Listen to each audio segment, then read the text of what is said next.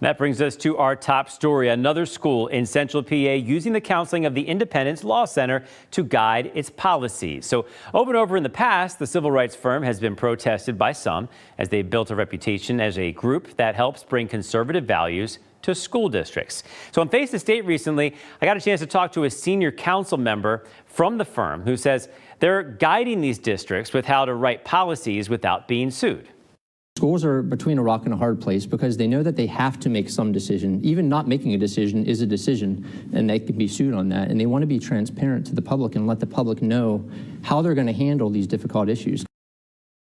But tonight, a bit of a twist when it comes to a school district that could be looking at a big loss of funding in the future for actually working with the ILC. The superintendent of the Upper Adams School District says a big donor backing out of a potential endowment to the school worth at least $1 million. CBS 21's Maxine Rose at Biglerville High School in St. Adams County, where the school board talked tonight about potentially losing this money.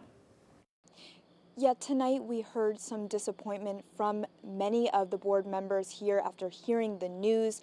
Now, 3 of the 9 board members who voted against working with the ILC suggested tonight that the board reconsider their decision to work with the center at a future meeting. You know, there could be some potential changes. I would definitely try to have those types of conversations with that individual. The superintendent said he wanted to help build a bridge with that donor again. He said the donor has had a relationship with the district for many years and that the donation was part of their will.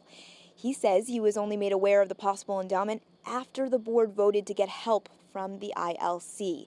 Now, prior to the start of tonight's meeting, we got the chance to speak to a few people living in the school district about the endowment and how they feel about the donor taking away money from the schools because their viewpoints don't align with the board's. And one woman told me the community should be the one to influence the board's decisions. I have to hand it to them. They're sticking to their values and they're bringing it to the table. I just think they're being honest about where they stand, and kudos to them. I'm very sad about what's going to take place, but that's their choice. There most likely would have been specific types of things that we would have needed to follow so that that donor's money would have been satisfying the wishes of the individual.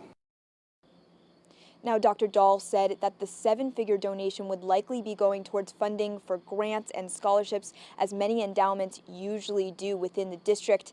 Now, because the donation is coming from a will, that means that the schools would not receive the funding until after the donor dies.